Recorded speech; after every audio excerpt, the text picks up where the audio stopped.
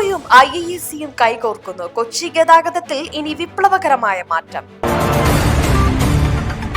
കൊച്ചി നഗരത്തിന്റെ യാത്രാ സംസ്കാരത്തിൽ നിർണായക മാറ്റം കുറിച്ചുകൊണ്ട് കൊച്ചി മെട്രോയും ബംഗളൂരുവിലെ ഇന്ത്യൻ ഇൻസ്റ്റിറ്റ്യൂട്ട് ഓഫ് സയൻസും തമ്മിൽ ചരിത്രപരമായ ഗവേഷണ സഹകരണത്തിന് തുടക്കമായി.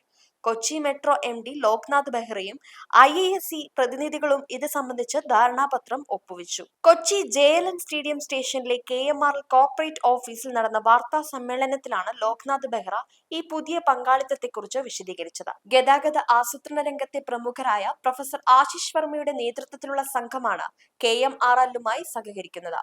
നഗരത്തിൽ വർദ്ധിച്ചുവരുന്ന ഗതാഗത കുരുക്കിന് ശാസ്ത്രീയമായ പരിഹാരം കണ്ടെത്തുകയാണ് ഈ സഹകരണത്തിന്റെ ലക്ഷ്യം.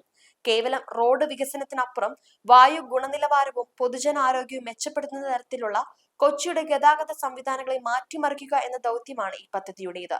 തേർഡ് പേജിലെ വളരെ നമ്മുടെ സിറ്റിനും എയർപോർട്ട് വളരെ കറക്റ്റ് ടൈമിൽ എത്താം.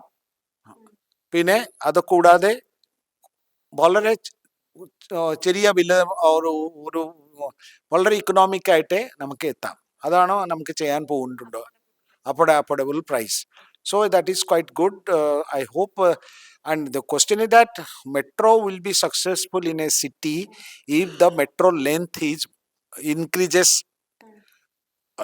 You have seen Delhi. It's starting from 25 kilometers. Now they have reached 400 kilometers. Artificial intelligence, block chain, IoT തുടങ്ങിയ നൂതന സാങ്കേതിക വിദ്യകൾ ഉപയോഗിച്ചാണ് പദ്ധതി നടപ്പിലാക്കുന്നത്. ബസ്സുകളുടെ ഫ്രീക്വൻസി നിശ്ചയിക്കുവാനും തിരക്കേറിയ സമയങ്ങളിലെ ഗതാഗത ക്രമീകരണത്തിനും ഈ ഡിജിറ്റൽ മാതൃകകൾ വഴികാട്ടികളാകും.